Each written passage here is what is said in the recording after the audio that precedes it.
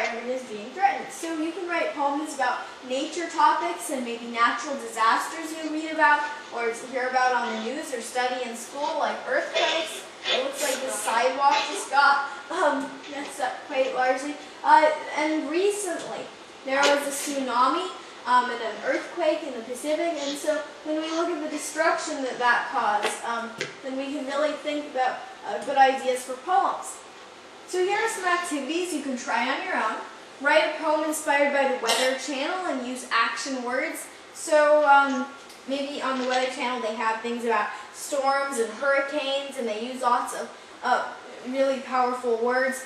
Then you can think of those words. Maybe make a list of them. Look around for the tiniest natural detail you can find and write a poem about it. So by tiniest natural detail, I mean, and it's too bad I'm not outside right now, but if I were walking outside, then probably the tiniest natural detail that I could see would be, I would say a little speck of dirt on top of a weed. So that would be the tiniest one I can think of right now. And so you could write a poem about that. You could think of a nature metaphor for something that is troubling you and write a poem about the metaphor. So like what we did, the rain and how it made us sad. You could write a poem about pollution impacting the habitat or life of a specific animal. So maybe let's think of an earthworm, maybe. And you know how they go underground and they like to burrow, and maybe somebody is trying to get rid of all the dirt and dump in a different kind, and the earthworm doesn't like that at all. So we could think of different things that would impact different animals.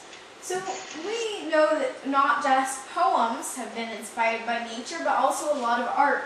So this is a picture of Yosemite National Park in California. It's funny, I used to think it was pronounced Yosemite, but now I know better. And both the pictures were done by the same person, I believe. And we can look at how people over the years have been really inspired by these great natural scenes. We see lots of pictures of forests and of birds and plants. Actually, I should, here's another one on my wall. Here we go.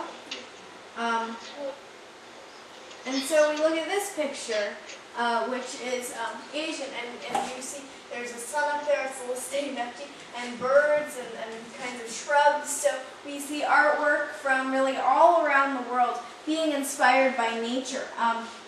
And I think that that's a really powerful realization. So art has been inspired by nature in many places.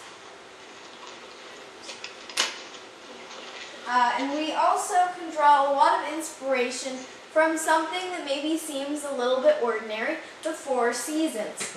So it's kind of interesting to see the transition from summer to fall and winter to spring, right? So what's your favorite season? Tell me, what's your favorite season?